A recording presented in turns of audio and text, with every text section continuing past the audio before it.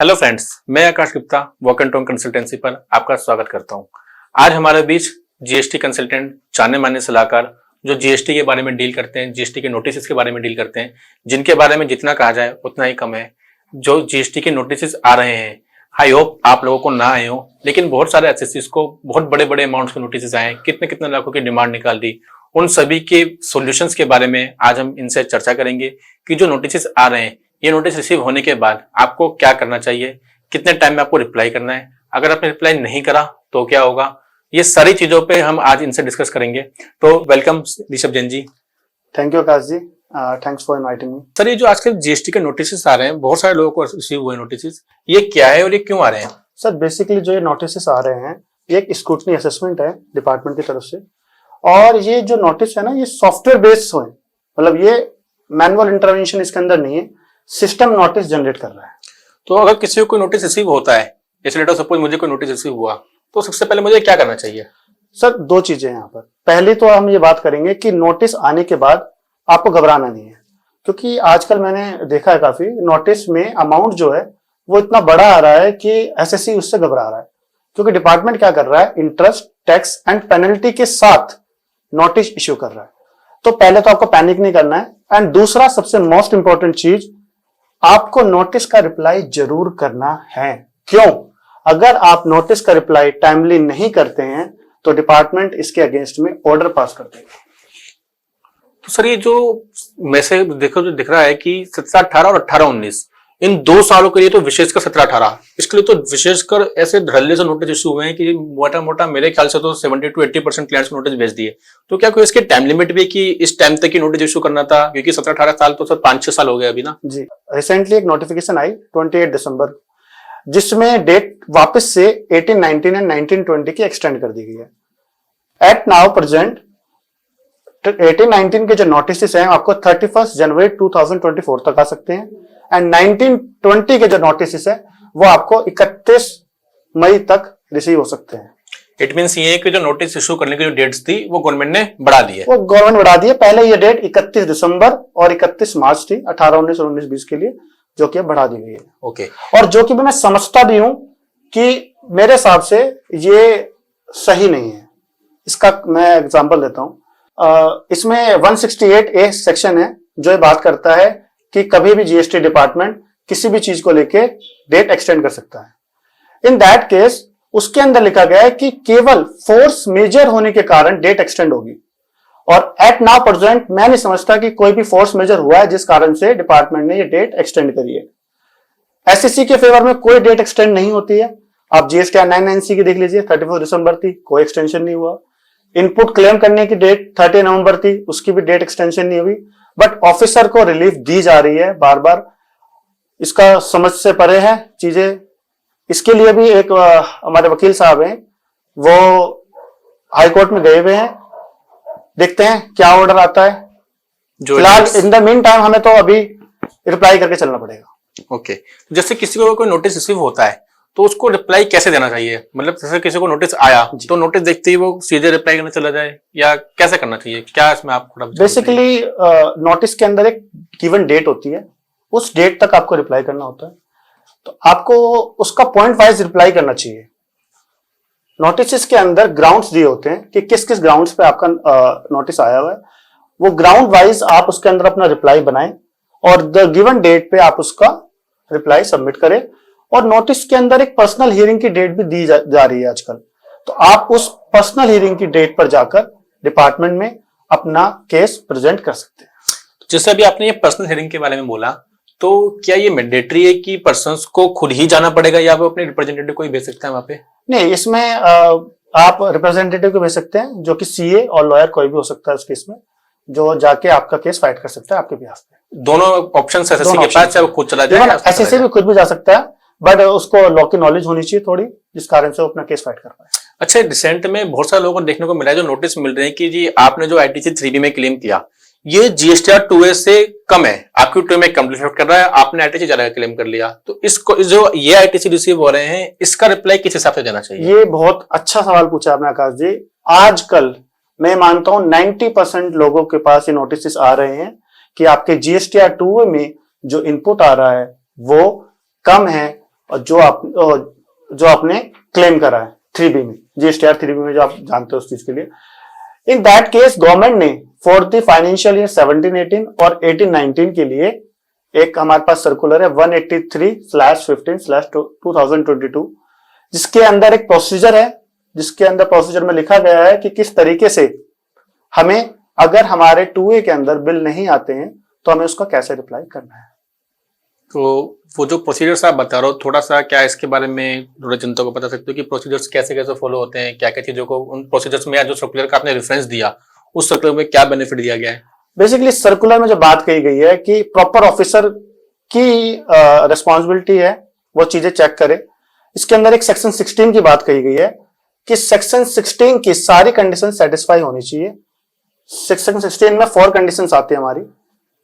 पहली कंडीशन हमारे पास होती है कि हमारे पास इनवॉइसेस होना चाहिए, हमें एक्चुअली गुड्स रिसीव होना चाहिए, एंड थर्ड हमने उस गुड्स की पेमेंट की हो विद टैक्स सप्लायर्स को, और फोर्थ जो बेसिक कंडीशन, जो सबसे इंपॉर्टेंट कंडीशन है कि आपने जो आईटीसी अवेल करा है वो विद इन टाइम करा हो, जो 16(4) में लिखा गया है। अगर ये 4 कंडीशन सेटिस्फाई हो जाती हैं तो प्रॉपर ऑफिसर आफ्टर आपकी सारी सबमिशन के बाद वो आपको अलाउ कर देगा, इवन इफ आपके 2A में इनपुट नहीं आ रहा है तो। क्योंकि ये तो मेरे ख्याल से अगर देखा जाए तो 17-18 में तो जो GSTR 2A का जो नोटिस आ रहा है कि 17-18 में आपकी 2A का नहीं था, जितना मेरी अंडरस्टैंडिंग आ रही है कि 17-18 में तो कोई 2A का कुछ ऐसा प्रोविजंस भी नहीं थे कि 2A था नहीं था, क्योंकि 2A तो मेरे ख्याल से बाद में लाई गई है। इसीलिए ही डिपार्टमेंट ने इसमें एसएससी को रिलीफ देते हुए ये कहा गया है। फर्दर इसके अंदर काफी सारी बातें हैं, डिटेल तो मैं डिस्कस नहीं कर सकता, बट एक चीज और मैं डिस्कस करना चाहूंगा कि अगर आपने आईटीसी 5 लाख रुपीज से ज्यादा लिया है जो 2A में नहीं आ रहा है, इन दैट केस जो सप्लायर का जो सीए है, चार्टर्ड अकाउंटेंट, वो एक सर्टिफिकेट देगा कि whether actually goods have been made, goods have been supplied and the payment has been made. और अगर वो आईटीसी आपने 5 लाख रुपए से ज्यादा नहीं लिया गया है तो आप सिर्फ सप्लायर का सर्टिफिकेट भी लाके डिपार्टमेंट में सबमिट करा सकते हैं और अपना केस करा सकते हैं। और आकाश जी, मुझे एक हैरानी बहुत है इस चीज को लेकर। अभी रिसेंटली एक मैंने नोटिस देखा, उसके अंदर डिपार्टमेंट ने ये लिखा कि आपका 2A में आईटीसी रिफ्लेक्ट नहीं हो रहा। उसके बाद हमने वो चेक किया तो हो क्या रहा है, क्योंकि सिस्टम जनरेटेड नोटिस आ रहा है तो सिस्टम क्या कर रहा है, कुछ मंथ्स का आईटीसी 2A में उठा ही नहीं रहा। वो मंथ्स हैं जैसे कि, क्योंकि क्वार्टरली रिटर्न्स होती थी पहले, अगर आपको पता हो तो अक्टूबर, नवंबर, जनवरी, फरवरी, ये 4 मंथ्स का आईटीसी 2A में नहीं उठा रहा हो। इस कारण से स्ट्रेट फॉरवर्ड एसएससी के पास नोटिस आ गया है 50 लाख रुपए का। अब एसएससी कह रहा है कि हमने तो बिल्कुल सही लिया है, लेकिन ये नोटिस क्यों आ रहा है? तो इस सिस्टम जनरेटेड नोटिस को रोकना होगा। और इसके लिए अभी फिलहाल एक इंस्ट्रक्शन आई है, मैं आप सबको बता दूं, जिसमें आप बेनिफिट ले सकते हैं। उस इंस्ट्रक्शन में काफी चीजें, काफी ग्राउंड्स के बारे में बात की गई है, जिसमें 2 ग्राउंड्स जो लोगों को भर भर के नोटिस आ रहे हैं। 17(5) ब्लॉक क्रेडिट, आपको पता होगा इसके बारे में, कि अगर हम जो परचेस कर रहे हैं गुड्स, वही अगर गुड्स हम सेल नहीं करते हैं, अगर we are manufacturing concern, in that case होता ही है कि एचएसएन जो हम परचेस करते हैं और जो एचएसएन सेल करते हैं उनका एचएसएन अलग होता है। तो इंस्ट्रक्शन आई है, उसमें जो आईएएस अधिकारी जी हैं उन्होंने इंस्ट्रक्शन दिए अपने ऑफिसर्स को कि आप ये नोटिस विड्रॉ करेंगे आफ्टर प्रॉपर असेसमेंट, चेक करेंगे इसको कि क्या एसएससी का बिजनेस क्या है। अगर एक मोटर कार खरीदने वाला, जो मोटर कार सेल करने वाला मोटर कार खरीद रहा है तो उससे क्या दिक्कत है, लेकिन वो 17(5) में मना है। तो इस कारण से डिपार्टमेंट में इंस्ट्रक्शन दी है ऑफिसर्स को कि आप ये नोटिस विड्रॉ करेंगे। सेकंड, इसके अंदर एक बहुत अच्छा पॉइंट आया है, रूल 42 और 43 का रिवर्सल मांग रहे हैं। जैसे कि एग्जांपल बताता हूं मैं आपको इसमें, कि अगर हम एग्जाम परचेस करते हैं और वही सेल करते हैं तो डिपार्टमेंट क्या कर रहा है, सिर्फ एग्जाम सेल है तो वो रिवर्सल मांग रहा है हमारे से। क्यों हम रिवर्सल क्यों करेंगे? जब हमारी एग्जाम परचेस है और उसी को हम एग्जाम को सेल कर रहे हैं तो there is no question of reversal of ITC. Right. तो जैसे कि आपने बताया कि एक स्टार्टिंग में जैसे हमने बात करी थी कि जो डेट्स हैं वो डेट्स कुछ एक्सटेंड करी हैं, कुछ डेट्स नहीं बढ़ाई हैं। तो जो डेट्स आपने बताई अभी, उसमें 17-18 के जो डेट्स है उसका तो टाइम निकल गया। इट मींस क्या अब एसएससी जो 17-18 के लिए था, क्या वो शांति से बढ़ सकता है कि भैया 17-18 को नहीं मिलेंगे? मैं इसका जवाब नो में कहूंगा। क्यों? अभी जो नोटिस आ रहे हैं वो 73 के आ रहे हैं। ओके। लेकिन 74 का नोटिस अब भी आ सकता है। अब आप पूछेंगे 74 क्या है? तो 74 सेक्शन है जीएसटी एक्ट में, उसमें लिखा गया है कि अगर फ्रॉड, विलफुल मिसस्टेटमेंट या सप्रेशन ऑफ फैक्ट्स अगर डिपार्टमेंट को पाए गए तो वो नोटिस इश्यू कर सकता है। यहां पर टाइम लिमिट जो लिखी गई है वो 17-18 की जो एनुअल रिटर्न की डेट थी, दैट इज 3-5-7 फरवरी 2020, उसमें आप 5 साल जोड़ दीजिए, यानी 3-5-7-2025 तक ऑर्डर इश्यू हो सकता है।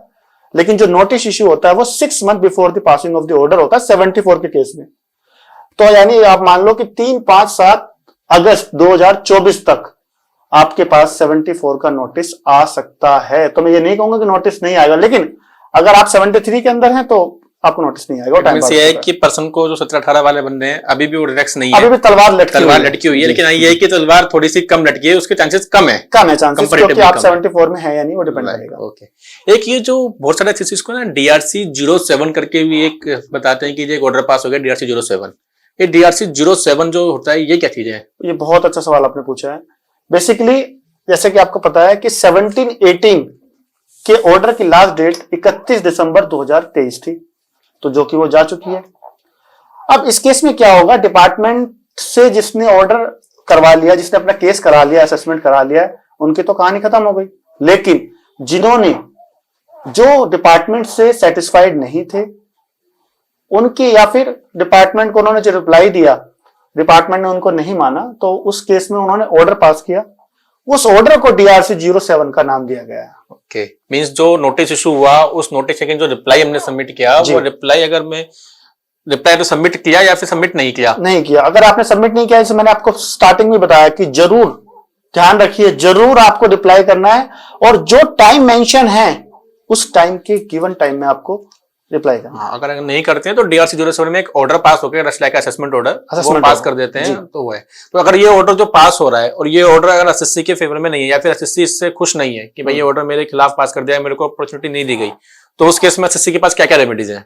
सर इसमें भी 2 बातें आती हैं। पहला कि अगर आपके पास ऑर्डर आ गया और आपको लगता है कि ऑर्डर ठीक है तो आप उसको इंटरेस्ट टैक्स पेनल्टी के साथ जमा करा दीजिए, और वो DRC 07 के अंदर टाइम मेंशन होगा, उस टाइम में आप जमा करा दीजिए पैसा। But if you are not satisfying with that order तो आप अपील में जा सकते हैं, एक नेक्स्ट अपीलेट अथॉरिटी के पास आप जा सकते हैं और बोल सकते हैं कि हम ऑफिसर्स के ऑर्डर से सेटिस्फाइड नहीं है। तो जैसे अभी आपने अपील की बात करी, हमने भी एक वीडियो बनाई थी स्टार्टिंग में, उसमें कुछ ये थी कि जो अपीलेट अथॉरिटीज हैं ये भी नोटिफाई ही नहीं करी गई है, तो क्या राइट नाउ आज के डेट में भी सेम प्रोसेस, सेम स्टेटस है या फिर कोई अथॉरिटीज? अभी फिलहाल GST पे तो इसको लाइव कर दिया गया है। आप GST पोर्टल पे जाकर माई एप्लीकेशन टैब में जाकर आप अपील फाइल कर सकते हैं। वहां पे अपील टू अपीलेट अथॉरिटी आएगा एंड दैट वहां पे आप ऑर्डर नंबर डालकर और अपनी अपील फाइल कर सकते हैं। अपील फाइल करने के लिए भी आपको ग्राउंड सेलेक्ट करना पड़ेगा कि किस ग्राउंड्स पे आप अपनी अपील फाइल करना चाह रहे हैं। ओके। और जो ये अपील जो फाइल करनी होती है, ऐसे कुछ टाइम पीरियड है कि क्या कितने टाइम पीरियड में अपील फाइल करनी है? जी हाँ जी, अपील फाइल करने की टाइम लिमिट है, ये टाइम लिमिट है 90 डेज, 90 दिन from the date of the passing of the order. एक चीज ध्यान रखें, कुछ लोग सोचते हैं कि जिस दिन लास्ट डेट थी 31 दिसंबर से 90 डेज काउंट की जाएंगे। Answer is no. अगर आपका ऑर्डर 20 दिसंबर 2023 को आया तो उसमें आप 90 दिन जोड़ेंगे, यानी 19 मार्च 2024 तक आपको ऑर्डर पास करना पड़ेगा और आपको अपील में जाना फाइल कर सकते, अपील फाइल कर सकते। जो ये अपील जो फाइल करनी है, क्या जो हमारा जो डिस्प्यूटेड अमाउंट है, जो हमारी डिमांड ऑर्डर निकाली है, क्या उसका कुछ पार्ट्स भी हमें सबमिट करना पड़ेगा? Of course.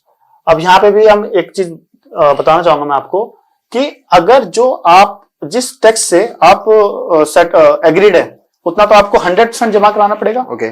और जो आपका और डिपार्टमेंट के बीच में डिस्प्यूटेड है उसका आपको 10% जमा कराना पड़ेगा।